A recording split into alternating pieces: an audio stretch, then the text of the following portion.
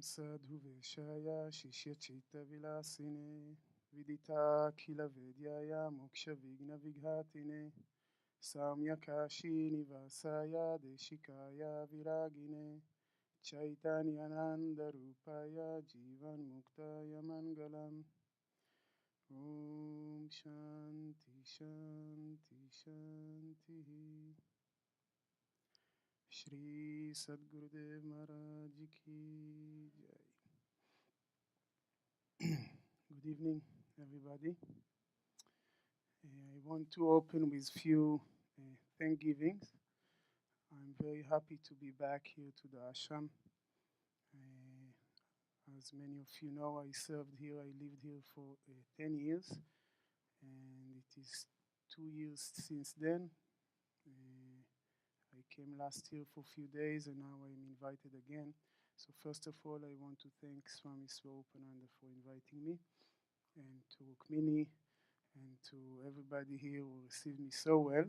I'm really feeling at home, and I'm very happy to be here. Thank you very much. I'm also very honored to be given the time to speak in this symposium. I want to thank Peter and the other participants, everybody who supported me to give this lecture. And I choose the topic, Can We Know Consciousness? My hope in this short talk is to establish clear distinction between three terms, at least the way we in the Advaita Vedanta philosophy describe them or define them. And I'm talking about the brain, the mind, and consciousness. It appears to me that this distinction is not very clear in many other disciplines, in many other places, and that may create some misunderstanding. So my goal and aim today is to make a very clear definitions that will help us to see the difference between them and the connection between them. In order to do this, I choose a text, an Upanishad, which is called the Kena Upanishad. It's a very ancient text that is dealing with this question. The problem is that in those ages when this was written, nobody knows when, but when this was written, there was no understanding regarding the brain. In those days, the idea was that thoughts are coming from the heart, or they had different types of understanding. And today, as yogis who study the Advaita Vedanta philosophy, we have to see their conclusions and try to adapt them and adjust them to our today understanding of the brain and its activities. And this is a big challenge because we have to use what they gave us, and from that conclude how to apply it today. Okay, so this is a very small text, very ancient text, and very interesting text. As a matter of fact, next year we are going to study this text here in depth. So if you find it interesting today, you may want to come also next year. The first verse reads like this. Om kene shitam patati preshitam manaha kena prana pratama praiti yuktaha kene shitam vachamimam vadanti chakshushrotram kaudevo yunakti. This is a question posted by a disciple to his guru. And the question, the translation, the running translation is, willed by whom does the directed mind go towards its object? Being directed by whom does the vital force that precedes all proceed towards its duty? By whom is this speech willed that people utter? Who is the effulgent being who directs the eye and the ears? I will try to explain it in very simple words, very shortly. Basically, the disciple concludes that if there is a body, and that body has senses and prana, the vital force, and the mind, there must be some entity behind it, whatever it is. Maybe it is just neural connections in the brain, we don't know, but there must be some entity that is responsible for it. What is the nature of this entity? Who is this entity? This is the question. The answer, as you're going to see, is very strange. It says, the next verse is, Shrotrasya shrotram manaso manoyat vachoha vacham sau pranasya pranaha chakshurati muchya dhira pretyasma lokadamrita bhavanti. The answer of the Guru is as follows. Since he is the ear of the ear, the mind of the mind, the speech of speech, the life of life, and the eye of the eye, therefore, the intelligent man, after giving up self-identification with the senses and renouncing this world, become immortal. Did you get it? It is not answering the question, right? The question was, who is that entity which is responsible for the prana and the functions of the eyes and the functions of the speech and the functions of the ears, etc.? And the answer is, since he is the ear of the ear, the eye, the mind of the mind, etc., it's not an answer. The answer should be, Mr. So-and-so is responsible to that, right? That's what we are expecting, but the answer is completely off. And Shankaracharya, in his commentary, immediately asking this question. He says, is it not incongruous to answer, he is the ear of the ear, when the reply should have been, so and so with such and such attributes that direct the ears?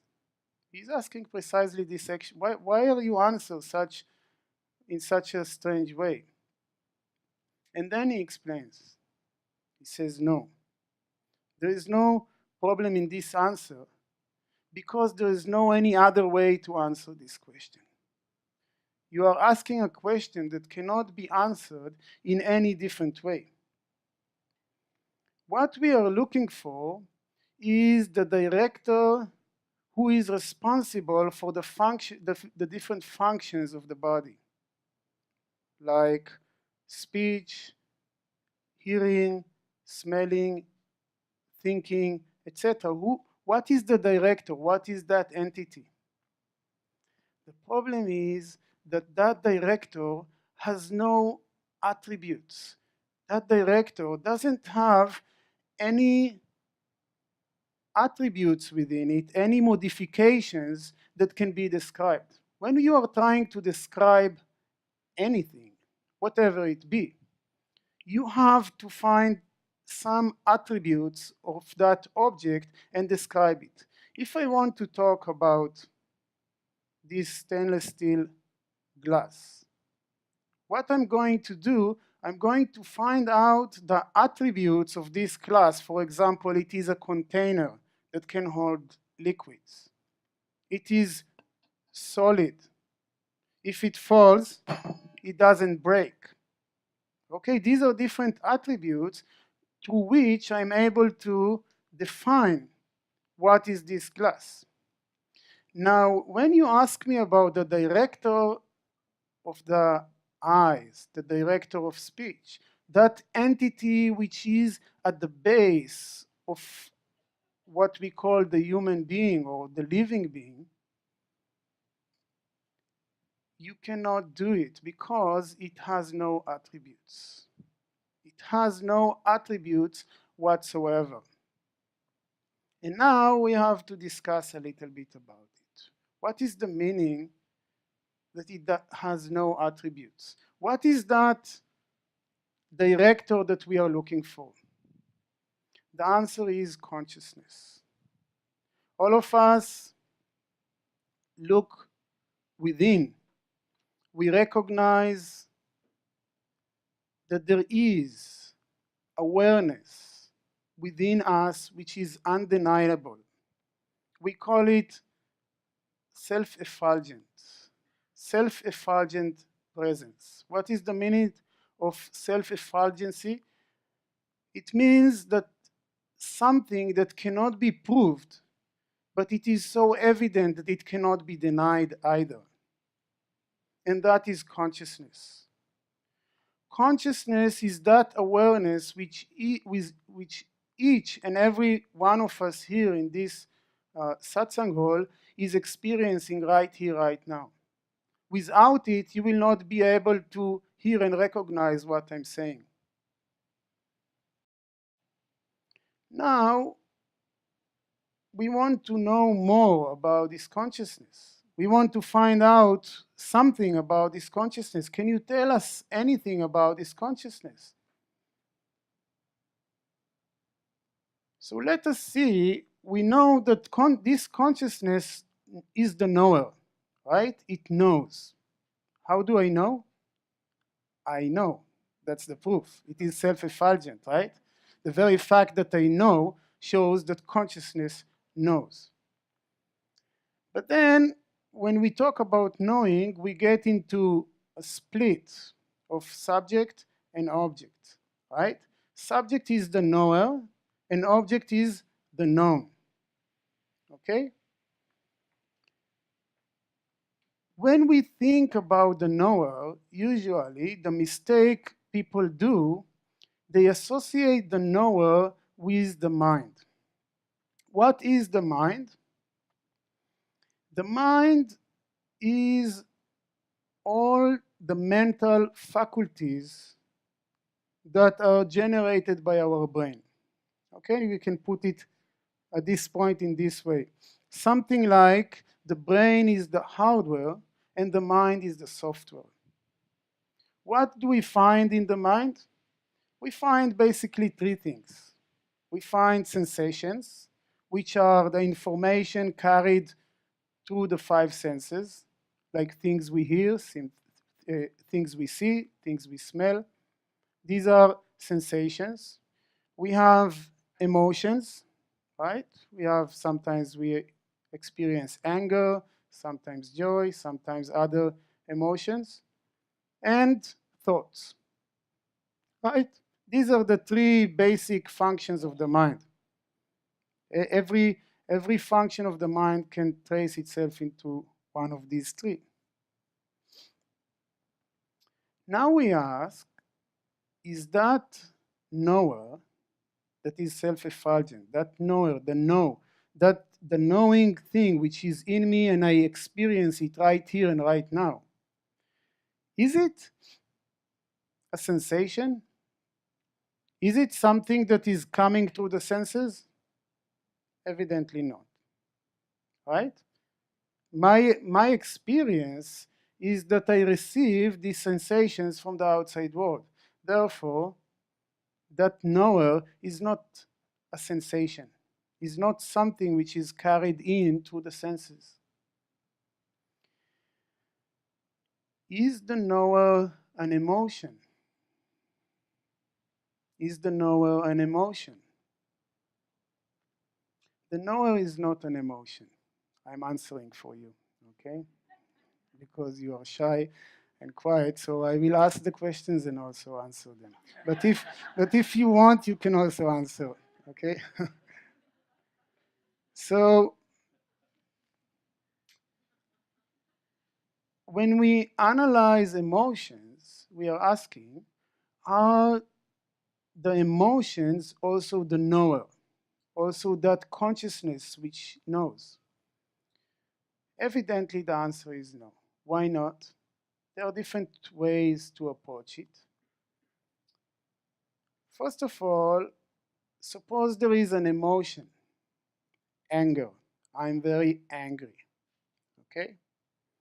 Now, is this anger also the knower of anger? Do you know that you are angry when you are angry? Yes, right? When I'm angry, I know that I'm angry. Nobody has to tell me. I know, right? Am I the knower of the anger, or am I the anger itself? I'm the knower. I know that I'm angry. Is the anger the knower of the anger? No, anger is an emotion. We see that emotions by themselves, they are not the knower. Okay? What is left? Thoughts, right? What do we have? We have thoughts passing through the mind. What is the nature of thoughts? How thoughts work? Well, when we observe it, we see that thoughts behave a little bit like a wave. In what sense? Just as a wave appear in the ocean, just come up in the ocean, exist for a while within the ocean, and then subsides again. Thoughts also, somehow, it is very difficult to catch it at this point. This is like expert meditations. They catch the thought as soon as it comes up. But it is very difficult. Somehow, suddenly, we become aware that there is a thought emerging in the mind. It exists for a short while in the mind, and after a while, it loses its energy and it goes away. This is a thought. Now, is this thought the knower? When we put it in this way, it becomes ridiculous, right? How can something that come up, exists for a while and go, become a knower? That in itself is not a knower. I am the knower of the thought, is it not? Can you know a thought? Of course, this is what we do in every practice of meditation. We become aware of the thought. If I am aware of the thought, I am the knower of the thought, and the thought is being known by me. There are two different things. Can we know when there are no thoughts? Is it possible to be aware of no thoughts? Well, first of all, between every two thoughts, there is a gap. Usually, thoughts are so fast and so close to each other that we are not able to see it. But when we sit for meditation, and especially when we practice for a while, we start to be able to distinguish, to be able to observe and see that between every two thoughts, there is a time in which there is no thought. And sometimes we are even blessed with a deep meditation in which there are almost no thoughts. Right? There is quiet. Now, if I am a thought, how can be aware of no thoughts? If I am a thought, I should not be present when there are no thoughts. So maybe I'm only the thought that knows? Then who knows this thought? You see? The knower cannot be a sensation. The knower cannot be an emotion. It cannot even be a thought. All these are belonging to the mind. Consciousness is not one of them. Let's do a little experiment of subject-object play. I'm watching this glass, okay? This stainless steel glass.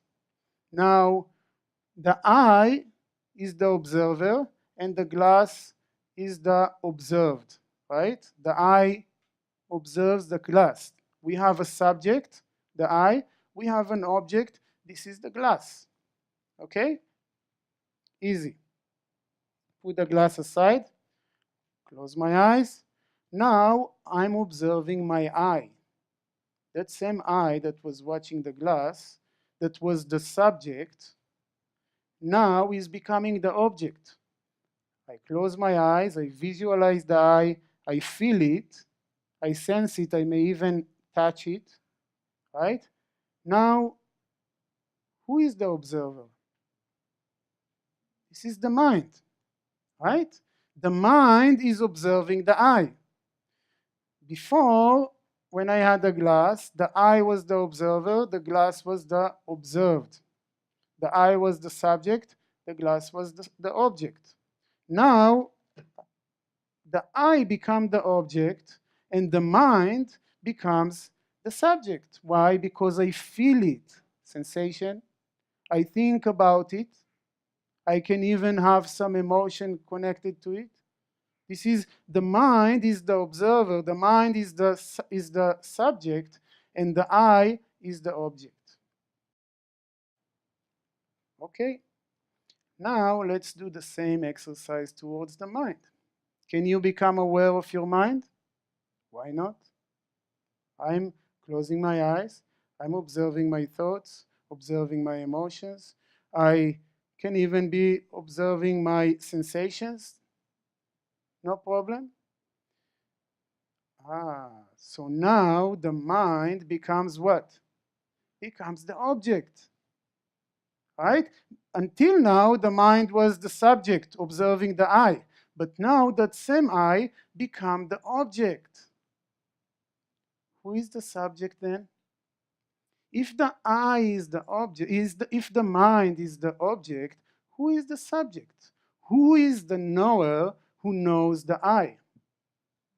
Well, no. Who is the knower who knows the mind? Sorry. Who is the knower who knows the mind? The answer is, I know the mind. Right? I know the mind.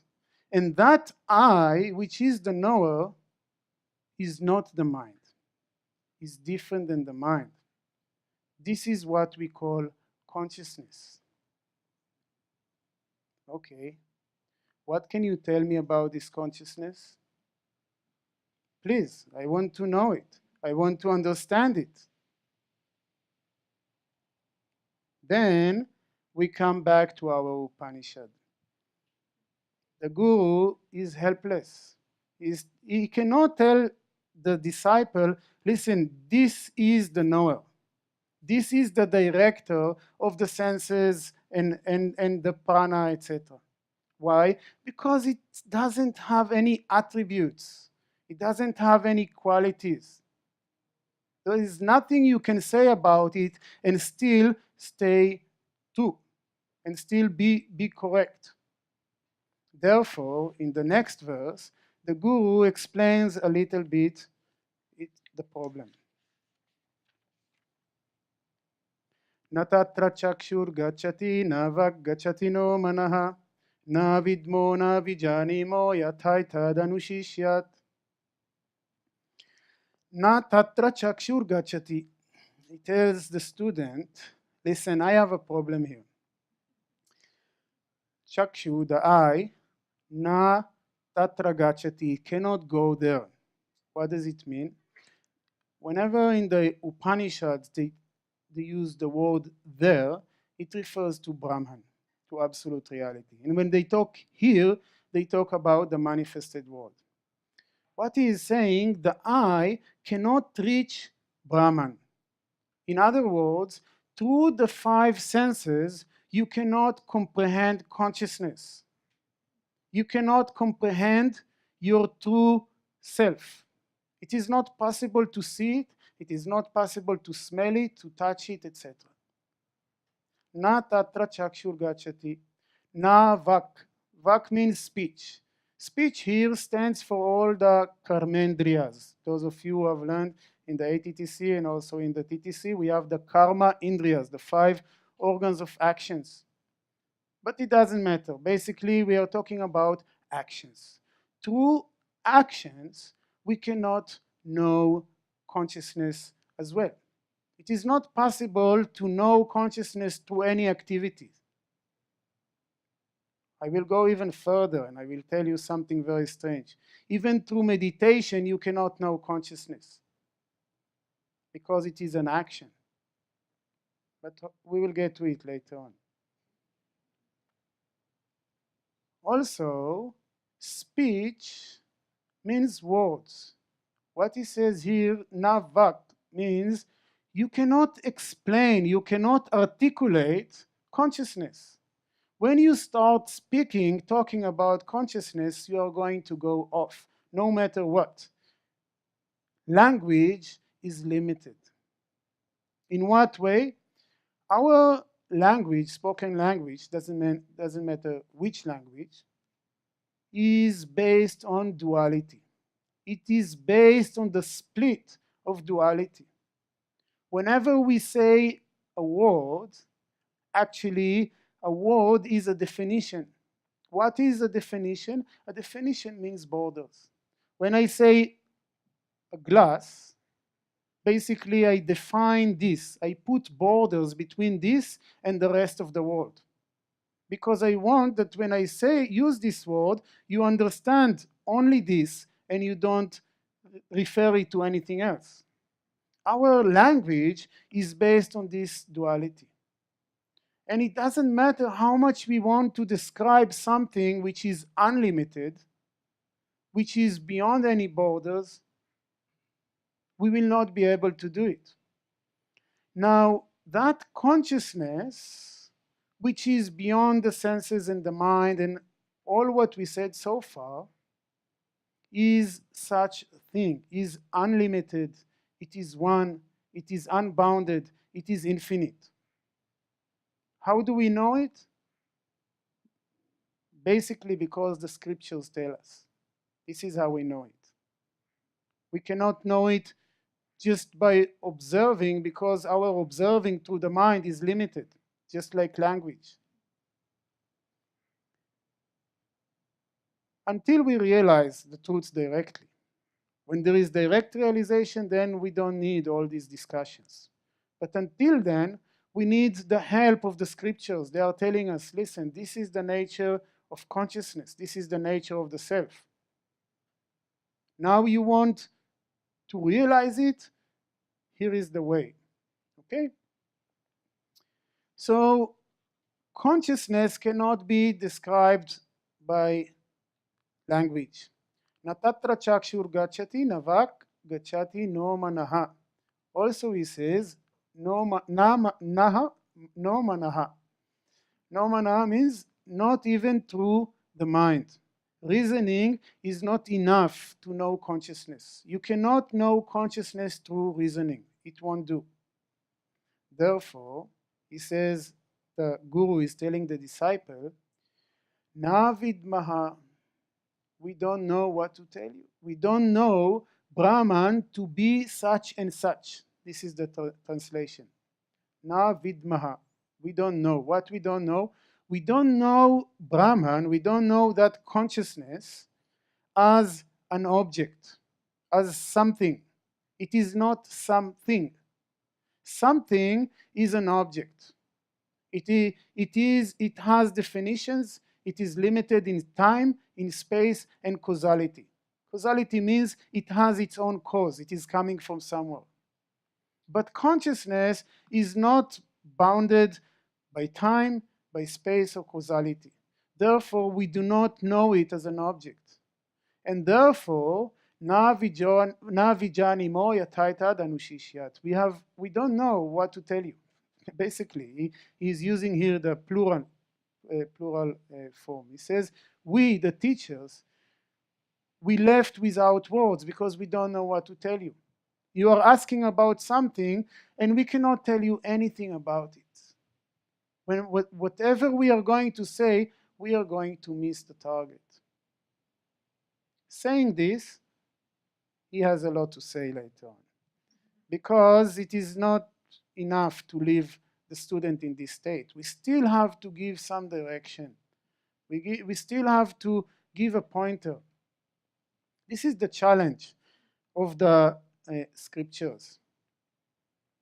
The scriptures of Advaita Vedanta are trying to point us towards something which is beyond all concept, beyond understanding, beyond the reach of the senses and the mind and all this. How to do it? How to talk about something that cannot be comprehended through speech? how to explain about something that cannot be reached through reasoning. The scriptures are using two methods. One method is called lakshana. Lakshana means a pointer. When I tell you, look at the full moon, you don't look at the tip of my hand, of my finger, right? You don't go, I don't see the moon, right? Because I'm not talking about here. When I say see the moon, I'm just giving you a pointer. I'm telling you, listen, just take this line, go straight for a couple of miles, and you will reach there, right? This is where you will find it. This is one method. The scriptures are telling us, listen, we cannot tell you much about it, but here is the direction. This is the direction. Just go over there and continue to go. You will reach there. Okay? This is called lakshana. A second method which is being used is called neti neti. Neti neti means a negation, not this and not that. Suppose somebody is coming to this room and he is asking, who is Swami Brahmananda here? So one way to say is very simple. This is Swami Brahmananda right here. This is the direct way. Okay? But also there is another way. Suppose I tell to that person, listen, Swami Brahmananda is not a woman. Okay, already 70% of the people here are irrelevant, right? Now, Swami Brahmananda is not wearing orange. Sorry, he's not wearing yellow or white. Now, almost everybody else is eliminated. And then I say, Swami Brahmananda is not a short person, right? By now, that person can zoom right into the target. Why? Because I negated everything which is not Swami Brahmananda. By knowing what Swami Brahmananda is not, I know also what Swami Brahmananda is, right? In this way, when we want to talk about something of which we have nothing to say, instead of pointing to it, which is not possible, what we can do is to negate everything which is not. To remove all the other superimpositions. This is what we do in Vedanta. The error is that we identify with the physical body and the mind. In the morning satsang, Swami Brahmananda explained this Atma Vichara, this self-inquiry. We start with the gross body and we see I am not the body. Then we go to the prana, we see I am not the prana, I am not the mind, I am not the intellect, I am not any of this. So through negation, we remove everything which is not consciousness. The body is not consciousness, it's very easy to see. So why I am identifying with it? I have to de-hypnotize myself and realize I'm not the body. And then we do the same to the mind. We just did it, right? A little bit. We have seen I am not that mind. Through negation, we slowly negate everything which is not the self, everything which is not consciousness, and what is left behind is consciousness. And therefore, even though the teacher is telling the student, listen, there is nothing to tell you, I don't know what to tell you, still he is going to speak. Why? He's going to use these methods and give us direction, give the negations which we need in order to realize what we are not, and ultimately, hopefully, we will arrive at the right conclusion. We will get into that realization of what we are in reality. Okay? Now he says something very interesting. Anya deva tad vidita dato avidita dadhi iti shushruma purvesham yenas tadvya chakshire. That Brahman, I use the word Brahman, I don't want to get, many of you already know that the nature of Brahman is consciousness. So when here they talk about Brahman, we talk about consciousness. Of course, there's a lot to explain what is the difference between the self and Brahman. There's no self, there's no difference, but we need to explain and discuss it. We are not doing it today. Okay, this is not our subject at this moment. We will just read it as consciousness. Okay, that consciousness is surely different from the known. That consciousness is different than what is known. What is known is the subject of the split between a knower and a known. Consciousness is not that. It is not an object, and it is not at all connected to this split of subject and object. Maybe this last statement is a little too far. We won't have the time to explain it, but ultimately, we learn that consciousness is not even the knower in the sense of a split of of knower and known. It's not even that, but maybe we will talk about it tomorrow in the workshop. We will leave something for that. Anyway, he says consciousness is surely different from the known. And again, it is above the unknown. In other words, he says it is not something you cannot know. It is not something you can know by any means, but it is not also simply that something that you don't know. It is beyond the known and the unknown. Okay, this is what he is telling him. And the Upanishad is going on and on.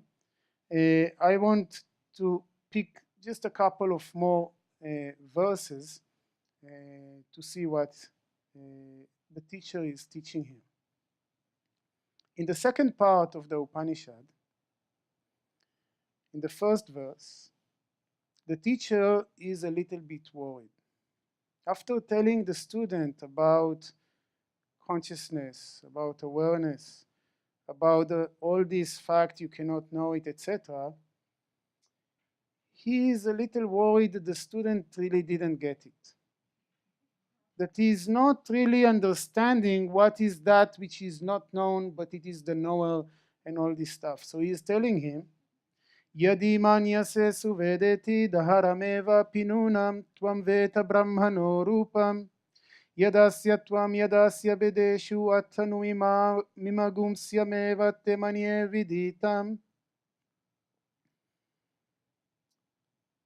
Teacher tells the student, if you think I have known consciousness well enough, then you have known only the very little expression that it has in the human body and the little expression that it has among the gods. Therefore, Brahman is still to be deliberated by you. The teacher is telling the student, if you think you know Brahman well enough, it means you don't know it. If you think you know it, it means that you don't really know it. And this is maybe again taking us the point. When we go to the split of subject-object, I know this. I create a distinction. I create a split between the knower and the known. Now, when we talk about consciousness, it is different. And here we have to do a little bit pause and explain something.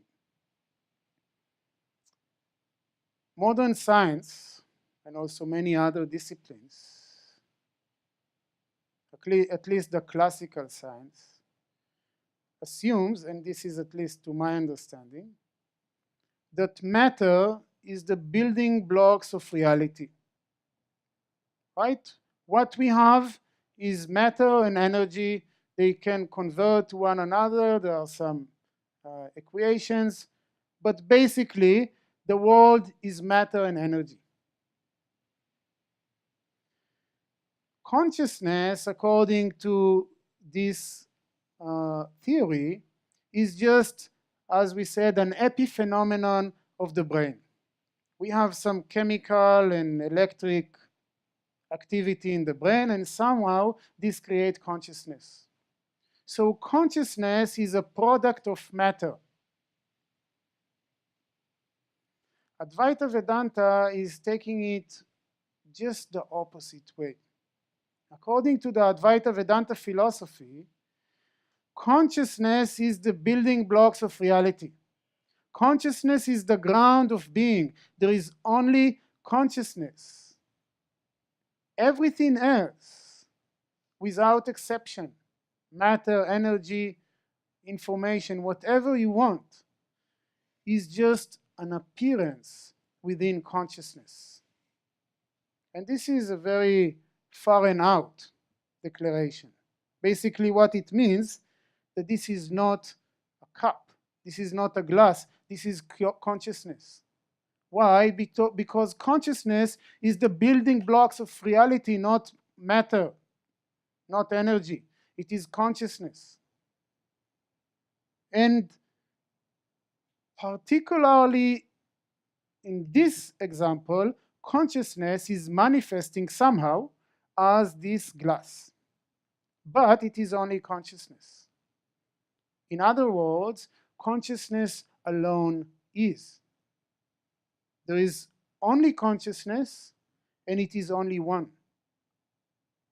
There are no multiplicity of consciousnesses, right? We will assume that, okay, suppose I agree to all what you said about this consciousness strange thing, but still I have my consciousness, and you have your consciousness, is it not? Otherwise, if I have the same consciousness that you have, how come I don't know what you're thinking now? I should be able to know what you're thinking, is it not? There is only one consciousness. No. Even though there is only one consciousness, I don't know what you're thinking now. Why? Because thinking is not consciousness. Thinking is an activity of the mind. Okay, strange. Do you have any example? Something that can illustrate this?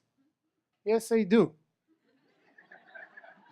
I told you, I'm asking the questions and I also answering. Yes, I do. I have a good example to give you. Dream. Everybody here has the experience of dream, is it not? What happens when we are in a dream? When we fall asleep and we get into a dream, it is our own mind which creates an entire world, is it not?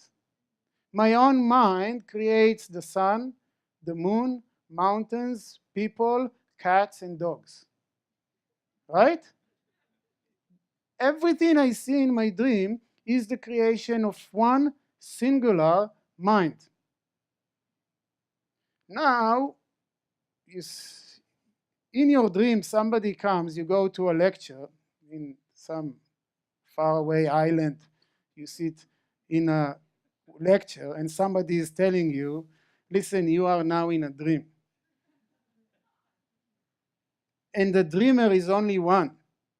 There is only one dreamer, and all this you see is just one. You say, come on. How come the lecturer doesn't know what I'm thinking now? You see, we are in the dream. You're with me? We are in the dream, and in the dream, I hear that somebody telling me, you are just in a dream. And I'm saying, no, that doesn't make sense. How the other person doesn't know what I'm thinking if it is only coming from one mind? You say, no, there's no other. There's only one. There's only one dreamer, and that one dreamer is dreaming everybody around you.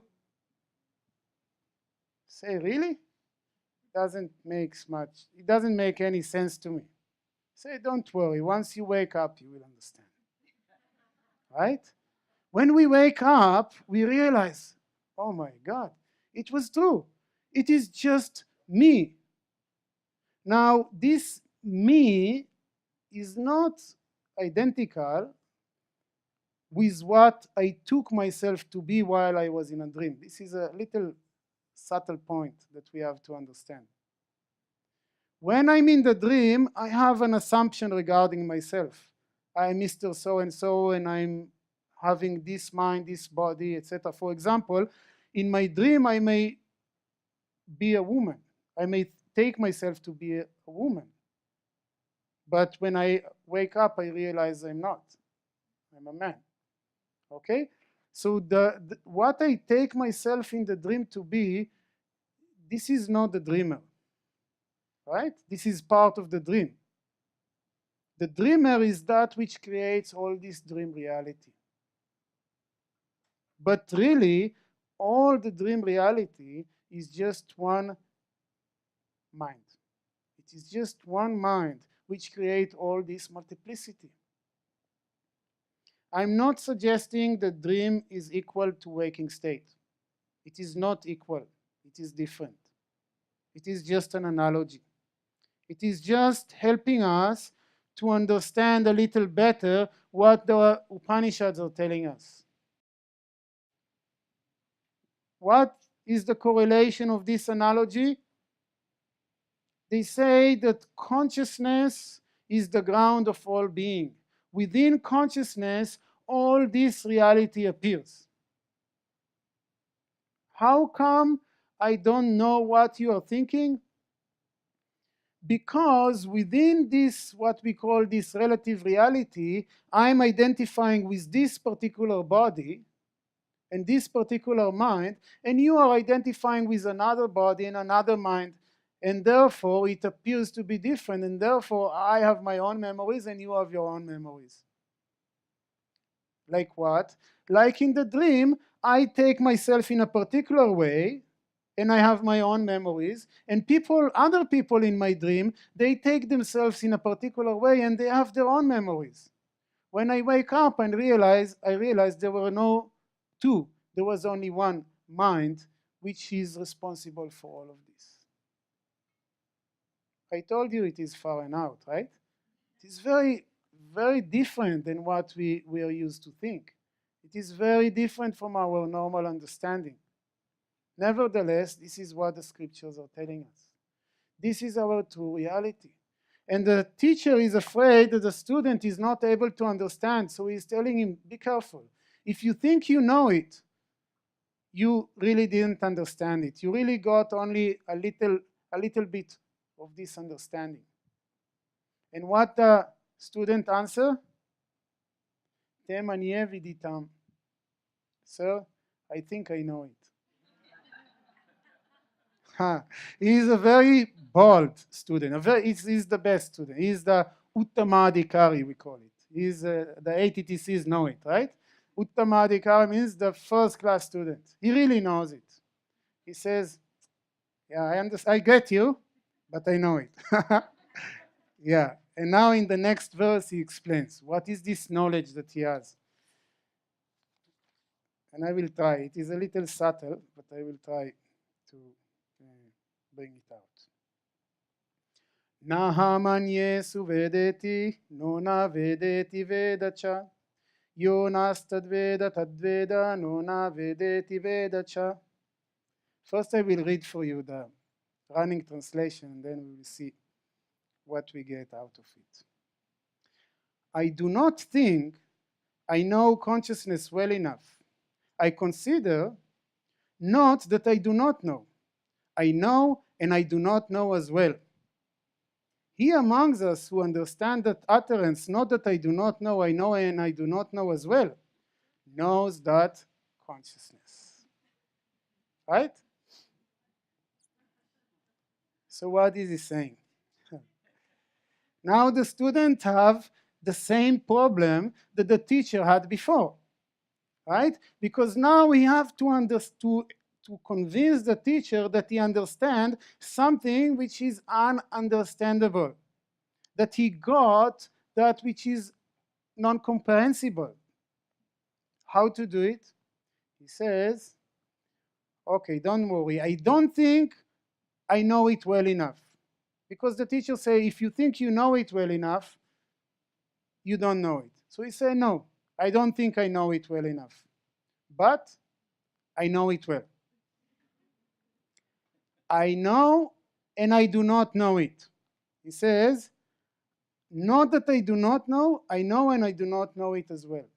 He says, I cannot tell you that I know it, because if I say I know it, then already I create the split of subject-object and I fall.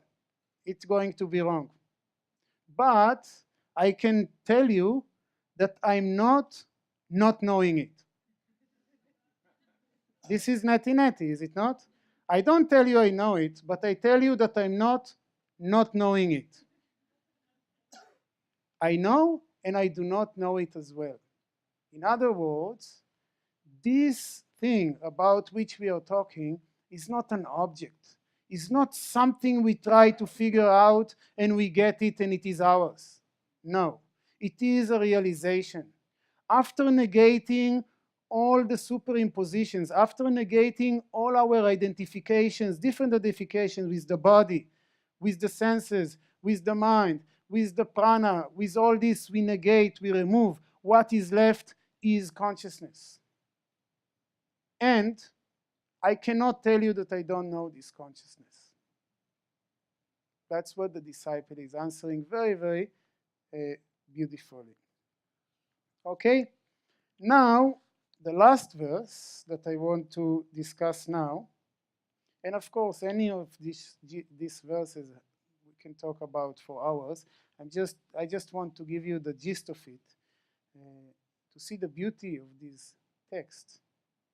Now I want to leave you with something practical. Okay, so far we are talking about a lot of theory, but what do I do with this? What is the practical thing that I can do with it? Pratibodha vidita matam amritatvam hivindate atmana vindate viryam vidyaya vindate amritam. This is already after the discussion of the guru and the disciple. This is now the voice of the Upanishad itself. The Upanishad is telling us, Pratibodha vidita matam amritatvam hivindate.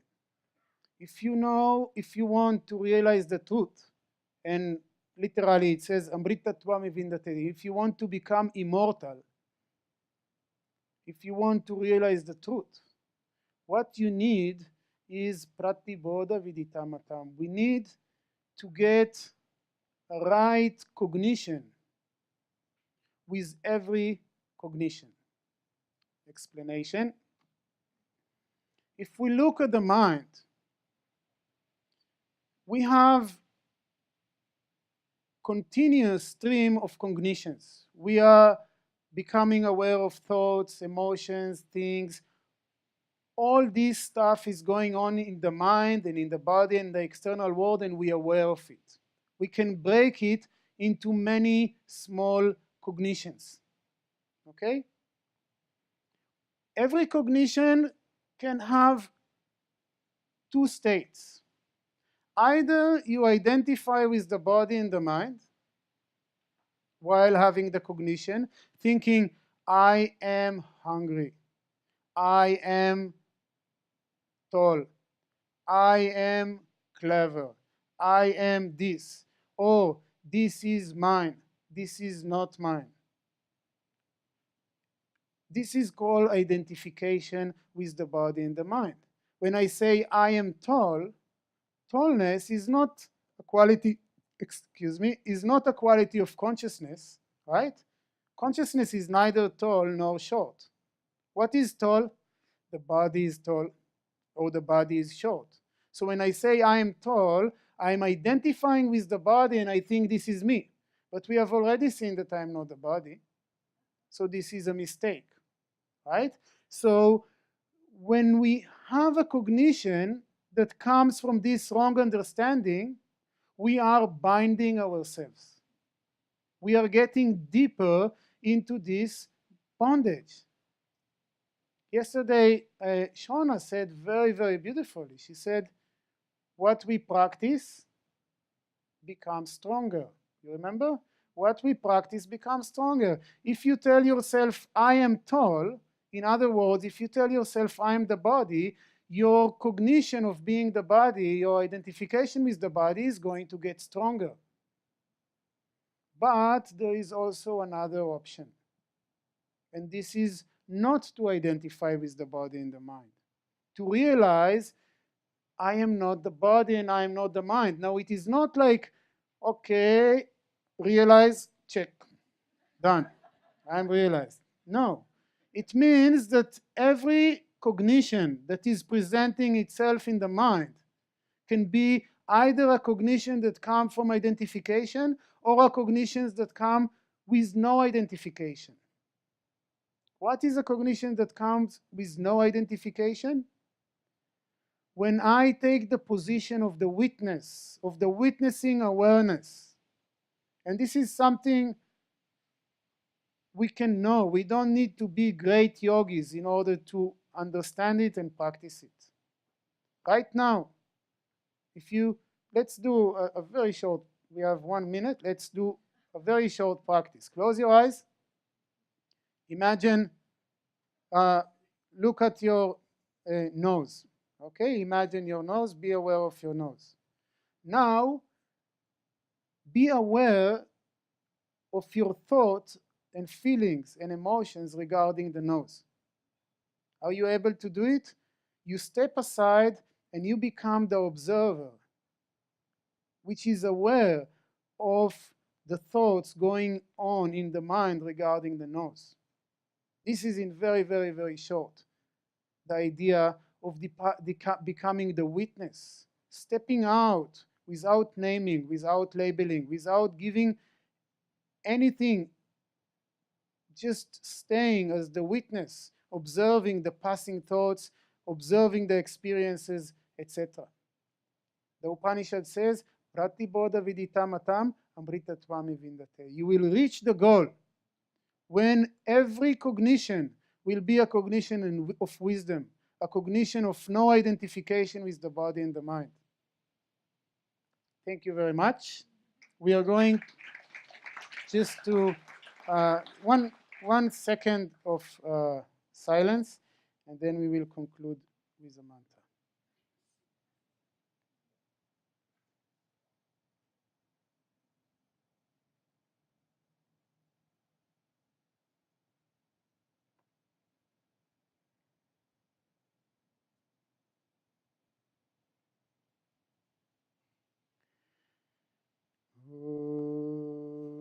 Purnamada Purnamidam Purnat Purnamudachyate Purnasya Purnamadaya Purnameva Vashishyate. Om Shanti Shanti Shanti. Om Peace Peace Peace. Bolo Shri Sadgurudev Maharaj Ki Jai. So tomorrow in the workshop we will talk about some other fun things. Thank you very much.